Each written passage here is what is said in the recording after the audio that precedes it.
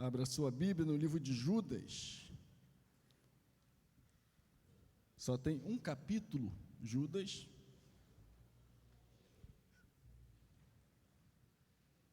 Penúltimo livro do Novo Testamento, ok? Judas. Eu quero fazer a leitura, não do livro todo, muito embora mereça, mas eu quero fazer a leitura apenas do verso 1 ao verso 13, que é uma leitura extensa, mas se torna necessária. Amém? Achamos Judas?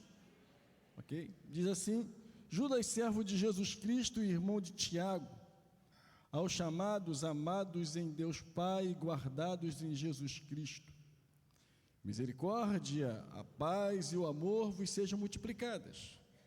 Amados, quando empregava toda a diligência em escrever-vos acerca da nossa comum salvação, foi que me senti obrigado a corresponder-me convosco, exortando-vos a batalhardes diligentemente, pela fé que uma vez por todas foi entregue aos santos.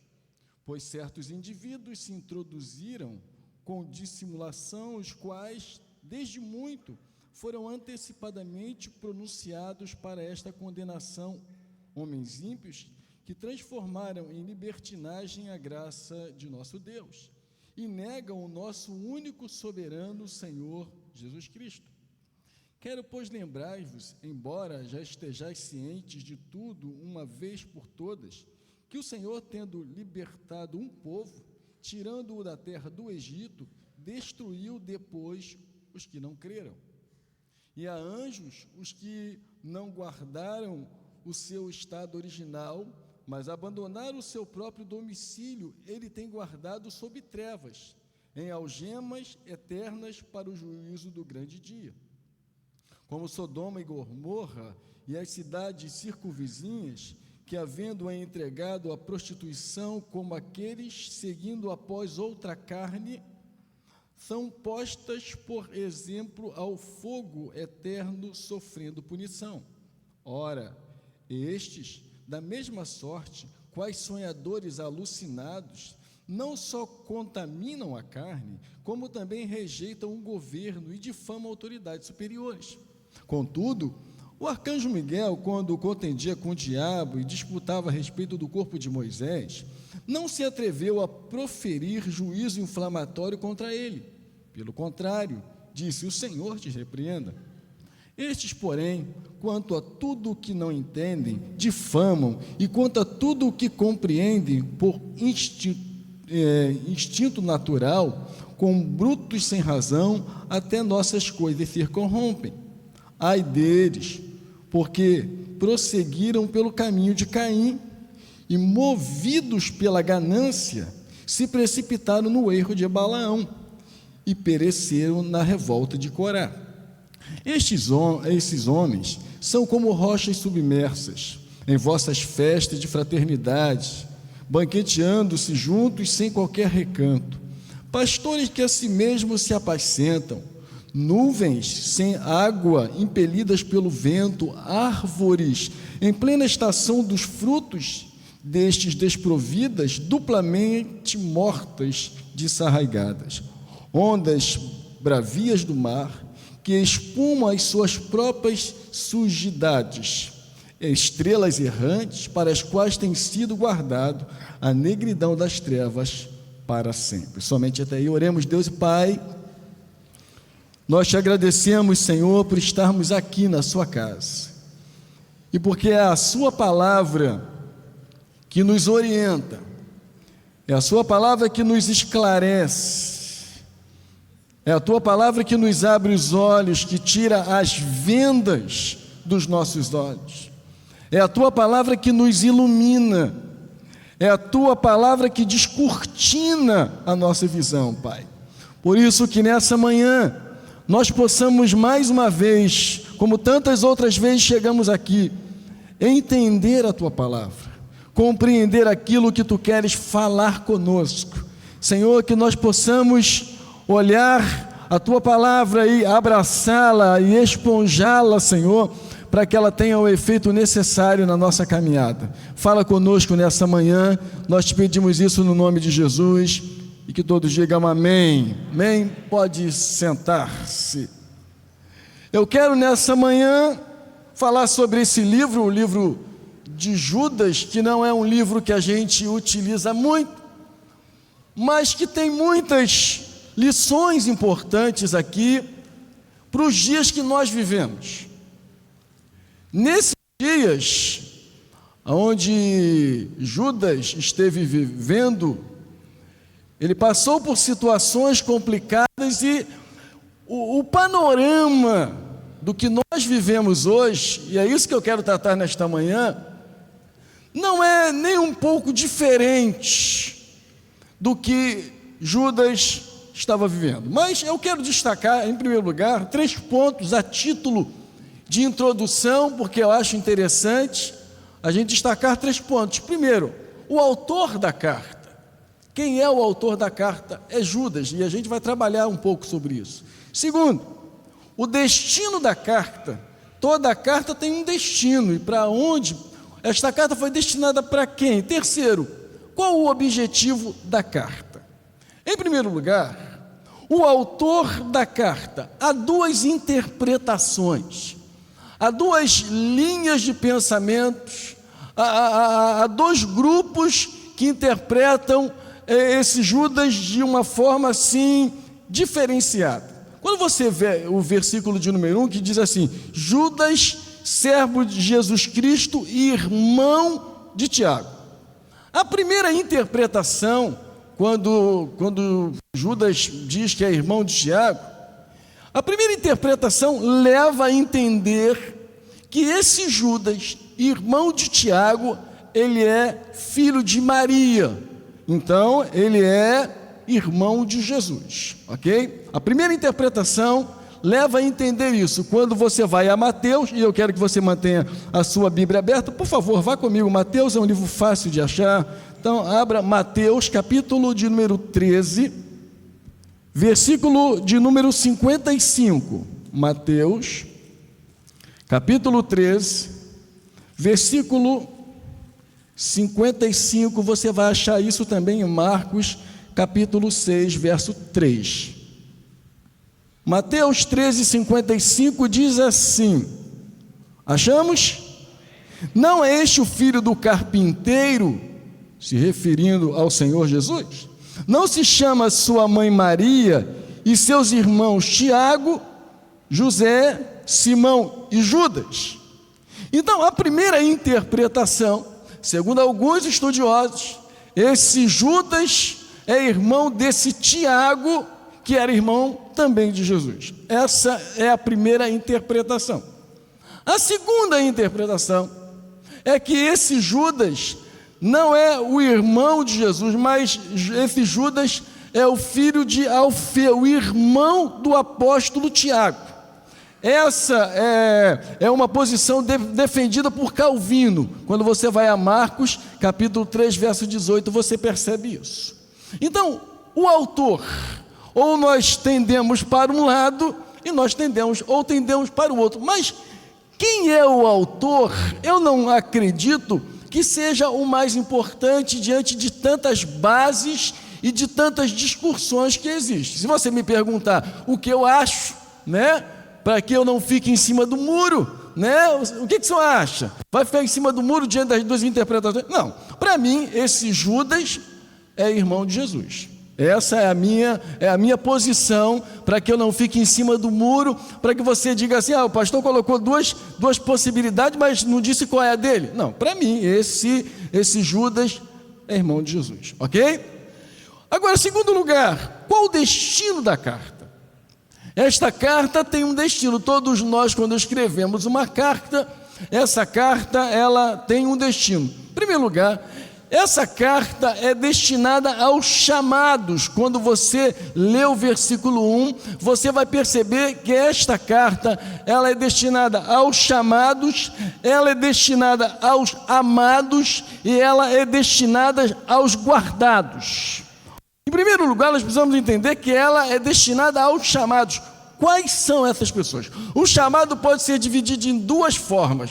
O chamado geral, então esta carta foi escrita de uma forma que todos que foram chamados conhecem a vontade de Deus, ou pode ser um chamado específico, ao chamado para o ministério, ok? Então, tem dois lados que a gente pode apontar. Sendo um lado ou outro, a verdade que essa carta leva a um chamado geral, porque mesmo estando dentro do ministério, mesmo esta carta, se alguém disser assim, mas esta carta, ela é direcionada ao ministério, eu diria que não, porque não é uma carta pastoral, é uma carta universal.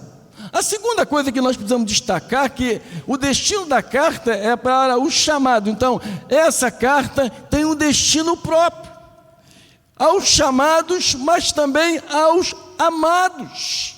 Então, Judas diz que esta carta é direcionada aos chamados, e nós também fomos chamados por Deus. Então, essa carta tem muito a ver conosco, mas esta carta também foi destinada aos amados, que também tem tudo a ver conosco. Por quê? Porque nós somos amados de Deus. Terceiro, esta carta também foi direcionada aos guardados, destinada aos guardados. Nós somos guardados em Jesus Cristo. Eu e você somos protegidos pelo Senhor. Para que haja uma proteção, e nós precisamos entender isso, para que eu possa ser guardado por Jesus Cristo, chamado, amado e guardado, para que eu seja guardado pelo Senhor, é importante que eu tenha na minha vida a sua palavra, que eu esteja plantado, que eu esteja na videira, para que eu possa saber que o Senhor está nos guardando. Judas, então, ele apresenta 3 verdades sobre as pessoas que estão sendo elas chamadas. Então, sobre minha vida e sobre a sua vida, que nós que fomos chamados, nós recebemos 3 bênçãos. Primeiro, a misericórdia de Deus. Aonde abundou o pecado, superabundou a graça. Então, a primeira coisa que nós precisamos entender é que a misericórdia de Deus se estende aos chamados, a todos nós que fomos convocados pelo Senhor. A segunda coisa, porque esta chamada também nos leva à paz. É uma verdade, nós antes éramos inimigos de Deus, e hoje nós temos paz em Deus, nós temos paz com Ele, nós fomos reconciliados com Ele, reconciliados em Cristo, reconciliados com Deus. Ou seja, Jesus removeu o muro, a separação, o véu que separava, e colocou para nós o quê? Uma ponte. Hoje nós temos acesso a Deus, hoje nós temos acesso ao Senhor. Então os chamados, eu, você, todos nós, todos aqueles que se rendem ao Senhor, eles na verdade eles recebem a misericórdia de Deus, a paz de Deus, e recebe o amor de Deus. Ora, Paulo escrevendo aos Romanos diz que Cristo morreu sendo nós ainda pecadores. Então Cristo morreu por todos nós. Agora note um dado interessante, que os chamados, amados e guardados têm hoje de Deus essas 3 coisas, e nós precisamos desfrutar disto tudo. Nós precisamos olhar a nossa vida e percebermos que Deus, na sua grandeza, na sua bondade, trouxe para nós a sua misericórdia, trouxe para nós a sua paz e entregou para nós o seu amor. Agora, qual é o objetivo da carta? E aqui a gente precisa olhar com vagar, e eu quero destacar algumas lições importantes, repito, diante do cenário que nós temos hoje. Nós vivemos um cenário parecido com o cenário que Judas nos apresenta. A primeira lição que eu quero destacar para todos nós, independente da posição que nós estivermos, nós precisamos ter uma fé consistente. Nós precisamos acreditar verdadeiramente naquilo que nós amamos e pregamos. Por quê, pastor? Porque mesmo do lado de dentro ou do lado de fora, nós vamos encontrar oposições. Nós vamos encontrar oposições do lado de dentro, daqueles que se dizem crentes, daqueles que se dizem servo de Deus, e nós vamos encontrar oposições do lado de fora. Do lado de dentro são aquelas pessoas que parecem serem dos nossos, mas que não são. Do lado de fora são aquelas pessoas que estão longe da presença de Deus, estão longe do Senhor, são o pseudo-cristão, que na verdade não cumprem com o rigor dos preceitos da fé. Judas então está falando à igreja, está falando para mim, está falando para você. Judas não está falando apenas para os pastores. Esta carta não é direcionada apenas aos pastores, para que eles tenham cuidado do que pode existir no meio, do que pode estar no meio do povo. Não, essa carta é direcionada para mim, essa carta é direcionada para você. Repito, não é uma carta pastoral, mas é uma carta universal. E ele então começa a falar da necessidade da fé. Que tipo de fé ele está falando? Judas está nos levando à fé, mas que fé? Ora, a fé subjetiva é aquela fé de Hebreus capítulo 11, verso 1. É uma fé pessoal, é uma fé sua. A fé é a certeza de coisas que se esperam, e é a convicção de fatos que se não veem. Mas existe a fé objetiva, que é a fé na qual nós cremos. É esta fé objetiva que Judas está se referindo quando nós lemos o texto ao longo do momento que nós estávamos estudando a palavra do Senhor. Esta fé objetiva, por que é uma fé objetiva? E note bem isso, porque durante a nossa jornada, a nossa caminhada, os marcos antigos, as marcações antigas, geralmente entre um terreno e outro, se coloca uma marcação e chama o nome daquele lugar, aquela coisa que colocam ali, de uma pedra, eles chamam de marco, ou seja, aquele marco define o que é de um lado e o que é de outro. E por que eu disse que o cenário que nós vivemos é o cenário que Judas viveu? Segundo alguns estudiosos, esses do tempo de Judas eram os gnósticos, que também fazem parte do nosso dia a dia. Os marcos estão sendo alterados, e não apenas os pastores, não apenas os que pregam, não apenas os que estudam a Bíblia precisam estar atentos, mas todos nós. Por isso se disse que esta é, na verdade, uma carta que leva a todos nós a pensarmos. Porque ao longo do tempo os marcos estão sendo alterados, e eu não vou jogar confete, eu não vou falar de marcos sem dizer algumas coisas importantes. Por exemplo, alguns anos atrás nós não tínhamos nenhum problema com o batismo. O batismo era algo reconhecido por todas as igrejas. Todas as igrejas acreditavam, ide por todo mundo, pregar o evangelho a toda criatura, quem crer e for batizado será salvo. Mas esses marcos estão sendo alterados. Esse é um marco, e por que falo isso nessa manhã? Porque nós precisamos falar algumas coisas do púlpito, nós precisamos descortinar, nós precisamos abrir os nossos olhos. Hoje falar de batismo, algumas igrejas não se precisa mais batizar. Os marcos estão sendo alterados, os marcos estão sendo mudados? O que falar do jejum? Que todos sempre jejuaram ao longo do tempo, e alguns estão dizendo assim: olha, você não precisa jejuar mais. São marcos que estão sendo alterados, são marcos que estão sendo mudados e que nós precisamos estar atentos. Judas está dizendo que nós devemos diligentemente batalhar contra essas mudanças.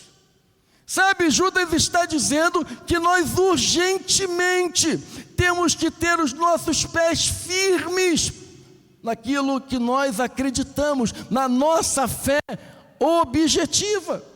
Nós temos que ter certeza, porque estão sendo introduzidos nos nossos dias, nos dias de Paulo, e Paulo escreve isso aos Gálatas, estão sendo introduzidos um novo evangelho. O novo evangelho sorrateiramente está entrando, está surgindo, e nós estamos de braço cruzado, como se isso não alterasse. Isso altera e muito. Isso altera a caminhada dos próximos. Isso altera a caminhada dos nossos filhos. Eu tenho 2 filhos, e outro dia eu estava falando com um dos meus filhos, falei, os ensinamentos hoje estão sendo totalmente mudados, totalmente trocados, e nós não podemos aceitar isso com tranquilidade. Nós não podemos aceitar, como Judas não aceitou em sua carta. Por isso ele escreve apenas uma carta, mas uma carta que tem tudo a ver com a gente. Os marcos estão sendo mudados, estão introduzindo um novo evangelho. Aí eu quero que você abra a sua Bíblia em Gálatas, vai lá, capítulo de número 1. Eu falei que você precisaria deixar a Bíblia aberta. Gálatas capítulo 1, versículo de número 6. Admira-me que estejais passando tão depressa daquele que vos chamou da graça de Cristo para outro evangelho. Olha o que Paulo está escrevendo a Gálatas. Eu estou admirado com vocês. Vocês estão passando rapidamente. Vocês conheceram o evangelho e agora vocês estão passando rapidamente para um outro evangelho. Você conhece alguém que estava na igreja, que servia a Deus e que não trocou de igreja, mas trocou de lugar? Ao invés de ir para uma outra igreja, ela agora pertence a uma seita. Ela pertence a um lugar onde não acredita que Jesus Cristo é o Senhor, que não acredita que Jesus veio em carne, que não acredita que Jesus é Deus. Você conhece alguém assim? É isso que Paulo está escrevendo aos Gálatas. Admiro-me que estejais passando tão depressa daquele que vos chamou da graça de Cristo para outro evangelho. Vocês estavam conosco e agora já mudaram a cabeça, mudaram os pensamentos, mudaram o ensinamento, estão concordando com esses novos ensinamentos. Ele continua o verso 7, o qual não é outro senão alguns que vos perturbam e querem perverter o quê? O evangelho de Cristo. Verso 8, mas ainda que nós ou mesmo um anjo, e aí ele se inclui nisso, ainda que nós ou mesmo um anjo vindo do céu pregue evangelho que vá além do que vos temos pregado, seja anátema. Para que você saiba isso, é importante que você ter consciência da palavra de Deus. Você está crendo naquilo que você ouve. Olha o que diz o verso 9, assim como já dissemos, e agora repito, se alguém vos prega o evangelho que vai além daquele que recebeste, seja anátema. Paulo está admirado. Eu também tenho ficado admirado quando alguém chega para mim e diz assim: olha, eu pertenci à igreja, mas agora eu pertenço a uma outra igreja. O que nós estamos fazendo? Porque, irmãos, Nós estamos diante, não de uma história da carochinha, nós estamos diante de uma grande responsabilidade com vidas, ou céu ou inferno. Nós estamos diante dessa grande definição. Nós precisamos colocar esta fé objetiva, aquilo que nos ensinaram os nossos pais. Quando você vai ao Velho Testamento, Deus ensina aqueles que eles ensinem às suas gerações, que eles façam que as suas gerações se lembrem dos feitos do Senhor, da saída do povo do Egito. O que nós estamos fazendo? Champlin, um comentarista, ele faz a seguinte citação, ele diz assim, gerações sucessivas têm o dever de transmitir a outros os que os apóstolos nos legaram. Cabe a nós dizermos, ensinarmos aos nossos filhos aquilo que nós aprendemos.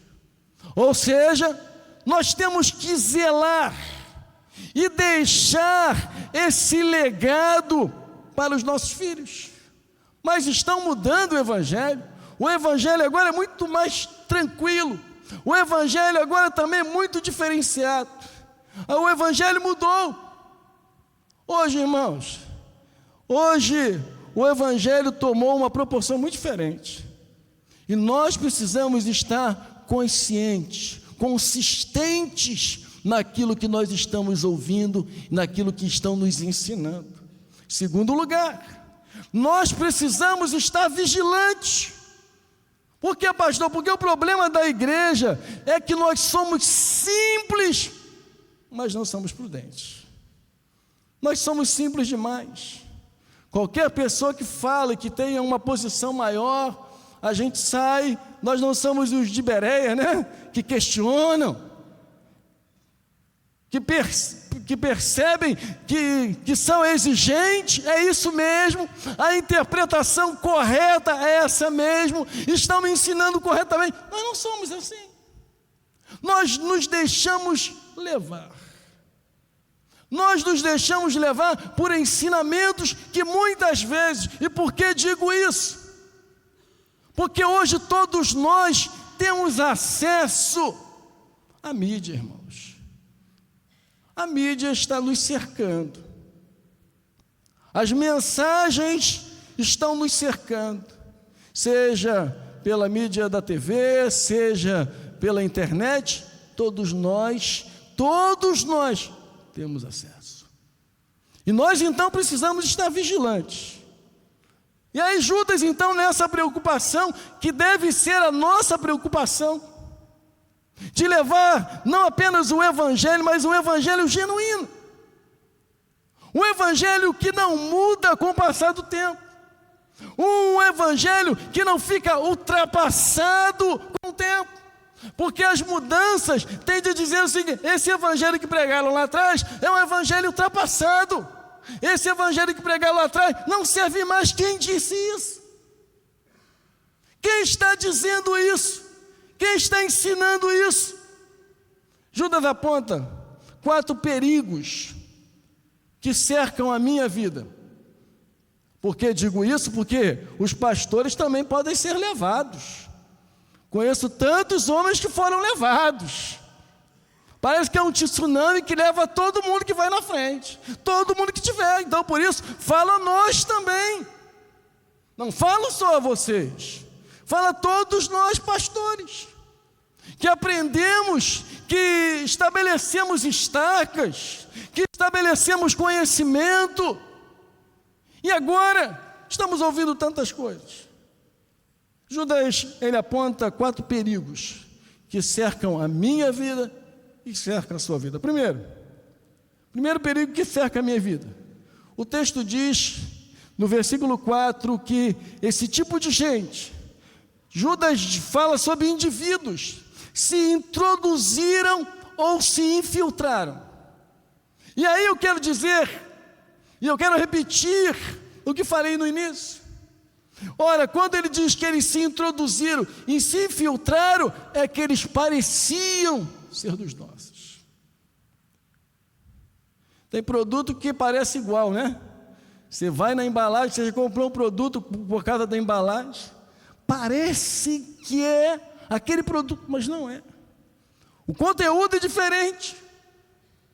Judas está dizendo que há uma grande possibilidade naqueles dias estavam sendo introduzidos, por isso disse no início da minha fala, que nós não temos apenas lutas por fora.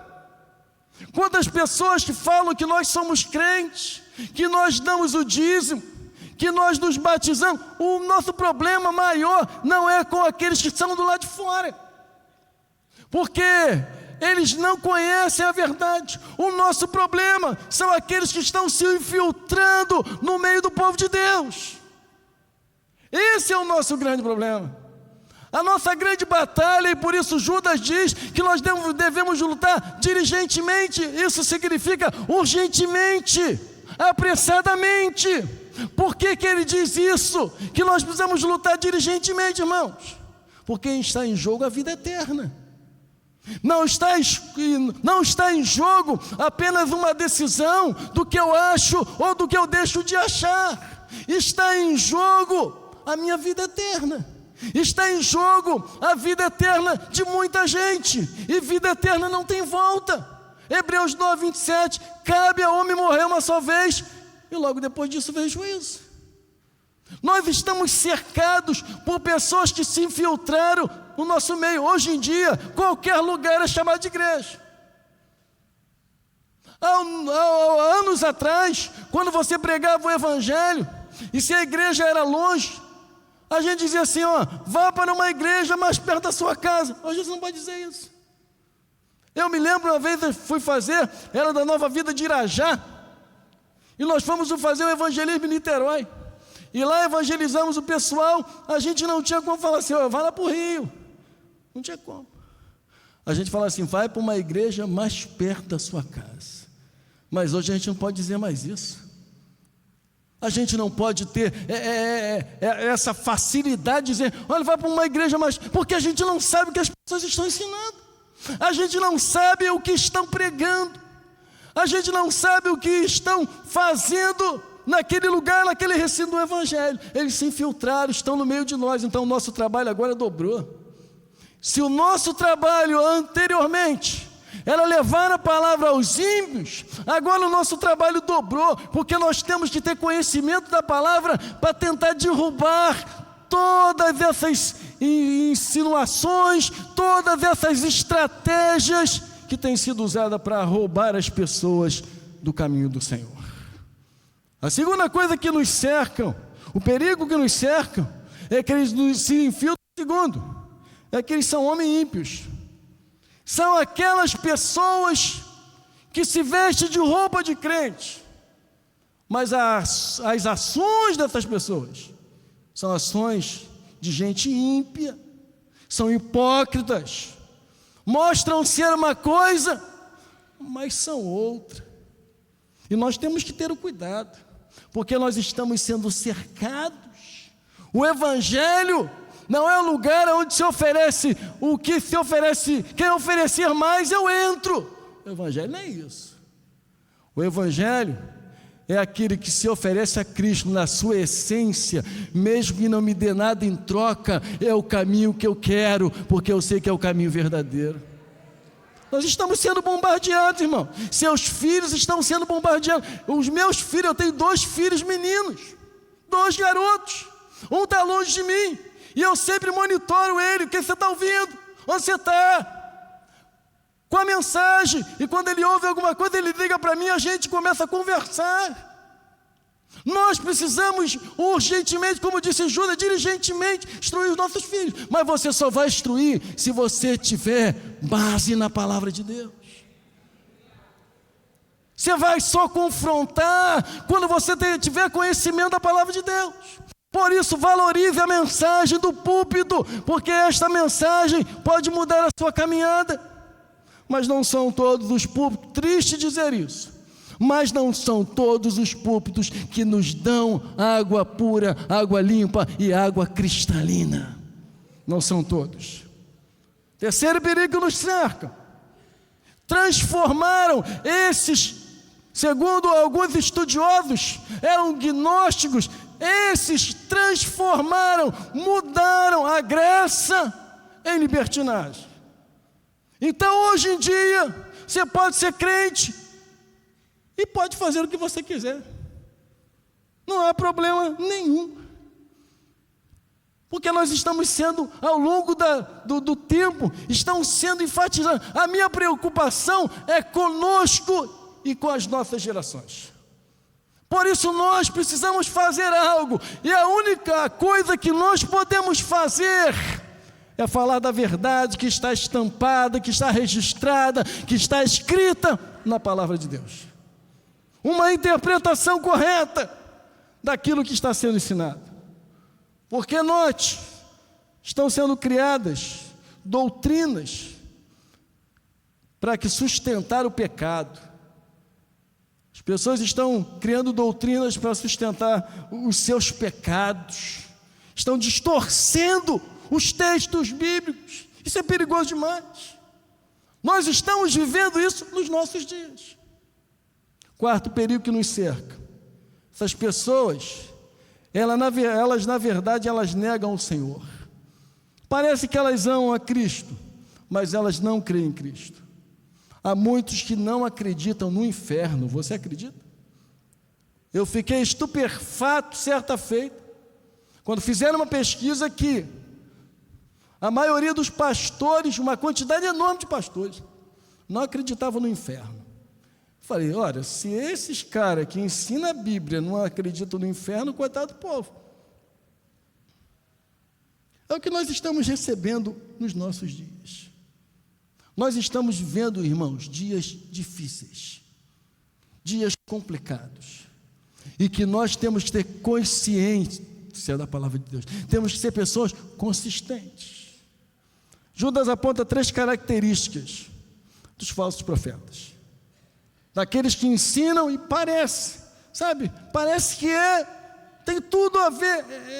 Eu sou uma pessoa que ouço algumas coisas, mas eu sou muito crítico. Eu sou muito crítico naquilo que eu ouço. Não é qualquer coisinha que eu aceito, não. A primeira característica do falso profeta, e diz o texto lá, é que eles andam pelo caminho que Caim andou. Está lá em Judas. Abra sua Bíblia, volte comigo. Judas, eu falei para você deixar a Bíblia aberta, né? Versículo de número 11. Ai deles! Porque prosseguiram pelo caminho de quem? De Caim. Ora, qual é o caminho de Caim? O caminho de Caim é aqueles que entregam a oferta, mas não entregam a vida. Não querem pertencer a Deus. O caminho de Caim é um caminho de inveja, um caminho de ódio. Querem estar bem com Deus, sem estar bem com o seu irmão. Nós temos que ter o cuidado. Nós temos que avaliar. O caminho de Caim são aqueles que não aceitam a correção por causa do orgulho. Não aceita a correção. Olha que de Gênesis capítulo 4, vá comigo a Gênesis. Só livro fácil, né? Gênesis capítulo 4, verso 3. Capítulo 4, verso 3. Diz assim: aconteceu que no fim de uns tempos trouxe Caim do fruto da terra uma oferta ao Senhor. Abel, por sua vez, trouxe das primícias do seu rebanho e da gordura deste. Agradou-se o Senhor de Abel e da sua oferta, ao passo que de Caim e de sua oferta não se agradou. Irou-se, pois, sobremaneira Caim, e decaiu-lhe o semblante. Então lhe disse o Senhor: por que andas irado? E por que descaiu o teu semblante? Aí Deus dá uma dica para ele. Olha só, se procederes bem, não é certo que será aceito? Se todavia procederes mal, eis que o pecado já é à porta. O seu desejo será contra ti, mas, olha aí, mas a ti cumpre dominá-lo. O seu desejo será contra ti, mas cumpre dominá-lo. Nós vivemos, irmãos, dias onde as pessoas estão andando no caminho que Caim andou. Como se nada tivesse problema. Eu posso estar na igreja, mas eu não preciso ter comunhão com ninguém. Quem te disse isso? Se você não ama o seu irmão que vê, e ainda bem que isso não é a citação de um pastor, né? É uma citação bíblica. Não é a citação nossa, não é algo criado por nós ou inspirado por nós. Se você não ama o seu irmão que vê, não pode amar a Deus que não vê. E aí? Não é citação de nenhum comentarista. É citação do Criador, do Deus que nós servimos. Caim queria levar a oferta. Caim queria estar bem com Deus, mas não queria estar bem com seu irmão. Não tem como, irmão, me desculpe. Me desculpe. A mensagem talvez nessa manhã não seja palatável a você, não seja agradável, não seja doce, mas ela é viva e eficaz, porque é a palavra do Senhor. Essas pessoas andam pelo caminho de Caim. Essas pessoas fazem a obra de Deus, mas não fazem a obra com Deus. Ouça o que eu vou dizer: o mais importante não é fazer a obra de Deus, irmãos. O mais importante é fazer a obra com Deus. Mas, Senhor, eu curei, eu libertei. Aí o Senhor vai dizer naquele dia: eu não te conheço. Por que Deus não conhece essa pessoa? Porque fez a obra para Deus, mas não fez a obra com Deus. Nós precisamos fazer a obra com Deus, irmão. Mesmo que a gente não faça muita obra, mas que o pouco que a gente fizer seja com Deus, é o mais importante. Fazer com Deus e não para Deus. Segunda característica dessa turma é que eles andam no erro de Balaão. Vá comigo a Bíblia. Volte lá ao penúltimo livro da Bíblia, Judas. Só tem um capítulo, né? Judas, no versículo 11 de novo. Ai deles, porque prosseguiram pelo caminho de Caim e, movidos de ganância, se precipitaram no erro de quem? De Balaão. Ou seja, eles andam no caminho de Balaão. Mas, pastor, eles usam a Bíblia. Irmão, todo mundo usa a Bíblia, pelo amor de Deus. Pelo amor de Deus. Você quer que use o quê para te convencer? Você quer que use o quê para te enganar? Tem que usar a Bíblia mesmo. Qual é o caminho? Qual é o erro de Balaão? O erro de Balaão foi que ele comercializou a obra de Deus. É o caminho, o erro de Balaão. Ele usou o espiritual para se locupletar, para se tornar rico. Esse é o caminho de Balaão. Simon Kitemeik é um comentarista. Ele faz a seguinte citação muito importante. Ele diz assim: Balaão não amava a Deus nem ao seu povo, mas ao dinheiro, e por ter amado o dinheiro, ele vendeu Israel ao rei de Moabe. O erro de Balaão foi esse. Está misturado com Deus, parece estar misturado com Deus, mas na verdade é um comércio. E eu não estou falando apenas de algumas denominações, eu estou falando de todos aqueles que assim vivem, de todos aqueles que assim caminham, estão caminhando no erro de Balaão. O seu dízimo não compra a Deus, o meu dízimo não compra a Deus. Eu não posso comercializar Deus. O meu dízimo não compra a vida eterna. O que me faz levar a minha vida, a vida eterna, é a minha comunhão, é a minha santidade, porque sem santificação ninguém verá o Senhor. Traga o seu dízimo como eu trago o meu. Mas isso não quer dizer que você está pagando a sua vida eterna. Não tem como pagar, porque o preço já foi pago na cruz do Calvário. Jesus já quitou a dívida. Não comercialize. Comercialize a Bíblia, a palavra de Deus. Terceira característica dos falsos: se revoltam como Coré. Em Número 16, Coré se rebelou contra Moisés. Coré se revoltou contra a liderança de Moisés. Cuidado com isso, irmãos, cuidado. Ele é um homem, cuidado, cuidado. Davi foi um homem muito sábio. Davi teve na mão a oportunidade de matar Saul, mas ele não fez isso. Não, mas o meu pastor é homem. Ele é homem sim, mas é ungido de Deus. Ele é homem sim, mas cuidado que ele é homem diferente de outros homens, porque Deus o chamou, Deus o separou, Deus o escolheu. Cuidado. Coré se revolta contra a liderança de Moisés, se levanta contra Moisés. Coré, Datã, Abirão e 250 líderes se levantam contra Moisés. Sabe o que acontece? A terra se abre, consome todos eles. Não faça da liderança aquilo que você quer. Reconheça a liderança estabelecida por Deus. Não, é um homem ungido de Deus. Ai do que tocar no meu ungido, não é isso que a Bíblia diz? E isso é verdade, irmãos. Isso é verdade. O Atmani, ele faz a seguinte citação, ele diz assim: o rebelde e o carnal andam juntos, Deus o considera iguais.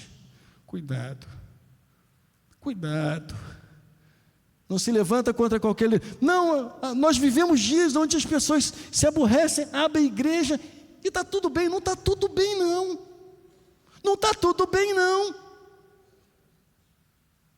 Mas está crescendo, mas não está tudo bem, não. Se você tem alguma coisa contra o seu irmão, isso serve para todo mundo. Deixa a oferta no altar. Vai ao seu irmão. Isso quer dizer para todo mundo.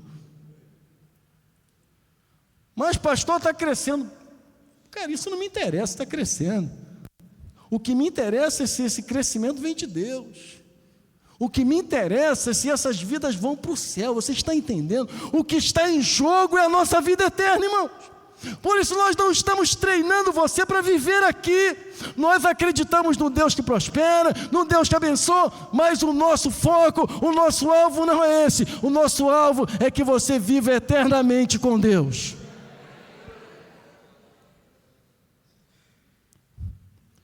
Judas destaca como estes homens são. É interessante que eles chamam esses homens de rochas submersas, ou seja, camuflado. São pessoas causadores de naufrágio espiritual, que ensinam uma coisa, mas que estão fazendo essas pessoas naufragarem na fé. Você lembra do Titanic? O que destruiu ele foi o que ele não viu. Ele olhou e pensou que era mar. Sabe, são rochas submersas, são camuflados, parece, mas não é verdade. E nós estamos sendo levados por essas coisas. Segundo, esses homens são pastores que a si mesmos se apacentam, e não é eu que estou dizendo, é Bíblia. É Bíblia. Olha o que diz aí, versículo 17. Versículo 12, aliás: estes são como rochas submersas em vossas festas de fraternidade, banqueteando-se juntos sem qualquer recanto, pastores que a si mesmo se apacentam. É Bíblia, irmão. Nem interpretação pastoral, não, é Bíblia. Gente que não tem cuidado com o povo, gente que não cuida do povo, estão preocupados com a sua vida, estão preocupados com si mesmo, não estão preocupados com alimentar o povo, não estão preocupados com a música que nós cantamos aqui, né? Quem deixa 99 e vai buscar uma, irmãos? Você tem 100 ovelhas, e aí uma vai embora. Você está no lucro ainda? Não está? Você tem 99 e uma vai embora? Ah, perdi uma, mas tem 99. Não é isso que Jesus ensina, não. Jesus deixa as 99 no aprisco e vai buscar uma, porque aquela uma que foi embora tem tanto valor quanto as 99 que estão no aprisco. Mas nós vivemos disso assim. Terceiro, são homens, esses homens são nuvens sem águas, impelidas pelo vento, diz o mesmo texto, versículo 12, depois você vai lá. Sabe o que significa isso? Falsa esperança, falsas promessas. Quanto que os agricultores olham a nuvem bonita, e aí ele vem chuva, só que não vem chuva, o vento leva a nuvem, acabou-se a esperança. Quarto, esses homens são árvores infrutíferas, não dão fruto, porque não estão na videira. Parece que estão na videira, são árvores, mas o texto diz que estão mortas, são homens incapazes de alimentar o rebanho, e ele diz mais, que esse tipo de gente está duplamente morto. Bíblia, vamos lá, vai ao versículo de número 12. Estes homens são como rocha submersa em vossas festas de fraternidade, banqueteando-se juntos sem qualquer recanto, pastor que se meio se apacendo, nuvens sem água impelida pelos ventos, árvores em plena estação dos frutos, destes desprovidas duplamente o quê? Mortas, desarraigadas. Mortas material, visivelmente, aparentemente e espiritualmente. Esses homens são ondas bravias do mar, que espumam as suas próprias sujidades, suas sujeiras. Mestres que espalham sujeiras. Ou seja, sabe o que significa isso? Mestres com palavras impuras, com atos desonrosos. Homens que deveriam ter lábios santos, falam coisas impuras. Está aqui dentro. E a gente está impressionado. São ondas bravias, ondas do mar, que jogam a sujeira. Você já viu onde foi no mar, né? O mar joga a sujeira. Os seus lábios, eles precisam ser santificados. Os lábios dos pastores, dos nossos lábios, precisam ser lábios santos. Não pode existir palavra torpe no nosso lábio, não pode existir palavras impuras, não pode existir atos desonrosos. Por quê? Porque a gente, quando tem comunhão com Deus, passamos a ser a boca de Deus. E a boca de Deus só traz palavras puras e limpas. Esses homens são estrelas errantes. Ou seja, mestres que mudam de posição, que induzem pessoas ao erro, orientam as pessoas, e as pessoas acham que a orientação é correta. São estrelas errantes. Irmãos, nós temos muitos indivíduos removendo os marcos antigos, através de todo tipo de mídia. E por isso o tema da mensagem nessa manhã é cuidado. Cuidado. Pastor, o que fazer diante desse cenário? O que eu faço? Como eu tenho que agir? Porque o juízo deles já está decretado. Depois você lê do versículo 13 em diante, você vai perceber que o juízo já está decretado. O que fazer, pastor? O que eu posso fazer? 3 coisas. Primeiro, tenha uma fé consistente. Quem tem fé consistente, irmão, não sai aceitando qualquer coisa que se fala. Repito, é igual o pessoal lá de Bereia, confronta. Não é assim não. Não foi isso que o meu pastor me ensinou, não. Não foi isso que a minha igreja me ensinou. Segundo, coisa que nós podemos fazer, ser vigilantes. Seja vigilante. Cuidado, que hoje a mídia nos leva a ouvir e ler muita coisa. Eu li certa feita um livro que, se você pegar os livros que eu leio, meus livros são todos rabiscados. E quando eu discordo, eu pareço que estou falando com o autor. Eu saio escrevendo nas bordas.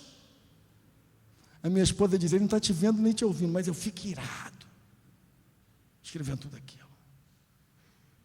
Seja vigilante. Cuidado com o que você ouve. Tenha consistência, tenha fé naquilo que você acredita, naquilo que te ensinaram. Terceiro, confronte como Judas confrontou. Talvez esse seja o nosso grande erro. A gente não confronta ninguém, porque a gente acha que vai o quê? Vai o quê? Está errado, seja quem quer que seja. Não importa quem for. Pode ser o maior pastor, o menor pastor, da maior igreja, da menor igreja, não interessa. O que interessa é que se está errado, a gente precisa confrontar e dizer, está errado. Sabe por que a gente não faz isso? Porque a gente não sabe muito de Bíblia. A gente não sabe, irmãos. Sabe por que a gente não confronta? Porque a gente é fraco de Bíblia. Porque a gente não estuda a Bíblia. Porque a gente não examina a Bíblia. Porque a gente não se interessa pelo estudo da palavra de Deus. E essa turma se interessa. Essa turma dá um banho na gente, porque eles se esmeram em conhecer a palavra de Deus. E a gente não tem como confrontar. A gente não sabe qual é a saída. Você sem saída. Eu não estou dizendo para você sair confrontando com todo mundo, não. Sair brigando com todo mundo, não. É isso que eu estou dizendo. Eu estou dizendo, se houver necessidade, faça igual Paulo disse a Timóteo. Procura apresentar-te a Deus aprovado, como obreiro, que não tem de se envergonhar e que maneja bem a palavra da verdade. Nós precisamos manejar bem isso aqui, irmãos, porque nós temos o manual da vida eterna na nossa mão. A Bíblia para mim são aquelas placas. Você, quando vai viajar, hoje em dia o pessoal usa Waze, GPS, esse troço todo, né? Eu fui outro dia, eu prefiro as placas. Mas a turma usa isso. Beleza, porque as placas te orientam. Aqui, ó. Aqui está a orientação. Você não precisa de desvio, talvez você precise de retorno. Precisamos retornar à fé em Deus. Precisamos retornar àqueles dias onde nós aceitamos Jesus como Salvador, que a gente tinha fome da palavra de Deus, que a gente tinha sede de Deus, que falar do batismo no Espírito Santo era prioridade, porque a gente queria ser batizado, a gente queria falar em outras línguas, a gente queria conhecer a Bíblia toda. Oração, a gente orava 1 hora. Nós precisamos resgatar isso. Ainda há tempo de resgatarmos tudo isso. Cuidado com o que você ouve. Cuidado com aquilo que entra no seu ouvido, porque pode descer para o seu coração e você pode acreditar. Cuidado. Judas está dizendo, essa turma aí, ó, não é do lado de fora não, essa turma do lado de dentro. Essa turma está misturada com vocês. Mas eu sempre utilizo um exemplo interessante de química, né? Você põe dentro do mesmo recipiente, água e óleo, e se misturam, mas estão dentro do mesmo recipiente. Se o evangelho, se a igreja é o mesmo recipiente, há uma divisão do que é de Deus e do que não é de Deus. Quem vai descobrir isso? Somos nós, quando o Espírito Santo abrir os nossos olhos. Amém? Cuidado com o que você ouve. Cuidado em aceitar qualquer coisa, porque essa comida pode ser uma comida enlatada, pode não ser uma comida fresca, pode ser uma comida que não é agradável. Cuidado. Judas estava alertando aos pastores, Judas estava alertando a todos que foram chamados. Eu quero fazer das palavras de Judas minhas palavras. Fique atento, fique esperto, não dê bobeira, manuseie a palavra de Deus com ousadia. Tenha vontade de ler a Bíblia. A gente tem vontade de um montão de coisa. A gente perde 90 minutos vendo um montão de gente jogar bola, nada contra o seu time de futebol, mas não traz crescimento espiritual nenhum. Nada contra a sua novela, mas não traz crescimento espiritual. Nada contra o seu filme, mas não traz crescimento espiritual. Se você assistir 90 minutos de um jogo, dê 2 horas para Deus, dê 6 mais para Deus. O que nós precisamos é manusear bem isso aqui, ser bom de Bíblia, sabe? Ser bom de Bíblia não é ter Bíblia fechada e comer da colher do pastor. Não, eu vou comer da colher do pastor, domingo o pastor vai pregar, eu abro a Bíblia. Conta-se que um pastor foi na casa de um irmão e de propósito deixou a Bíblia dele, pegou a Bíblia da irmã emprestada, falou assim: irmã, presta a sua Bíblia para fazer a leitura. Ele leu a Bíblia e deixou de propósito a Bíblia, dentro da Bíblia o óculos dele. Passado o tempo, ele foi lá na semana seguinte e falou assim: irmã, eu esqueci o meu óculos. Aonde? O senhor esqueceu o seu óculos na minha casa? É, pastor, na sua casa. É, irmã, na sua casa. Onde está? Na Bíblia. Ah, é, não vi. Ué, a irmã não leu a Bíblia essa semana? Não deu tempo. A gente tem esse argumento, né? Dá tempo para tanta coisa, mas para ler a Bíblia não dá tempo. As seitas estão se proliferando, os ensinamentos estão crescendo, e a gente tem que aprender a confrontar quando houver necessidade. Nós temos que ensinar os nossos... Mas como é que eu vou ensinar se eu não sei? Nós temos que ensinar os nossos filhos: esse caminho é errado, discordo disso aqui. Ao longo do tempo, irmãos, sorrateiramente entra cada coisa no meio evangélico, que você tem que estar com os olhos espirituais e com os ouvidos aguçados, para dizer: parece que é de Deus, mas isso não é. Lembre-se, você foi chamado e você está sendo guardado por Deus. Amém? Curva a sua cabeça, feche os olhos. Pai, nós te louvamos por essa manhã, que nós saiamos daqui nessa manhã, Pai,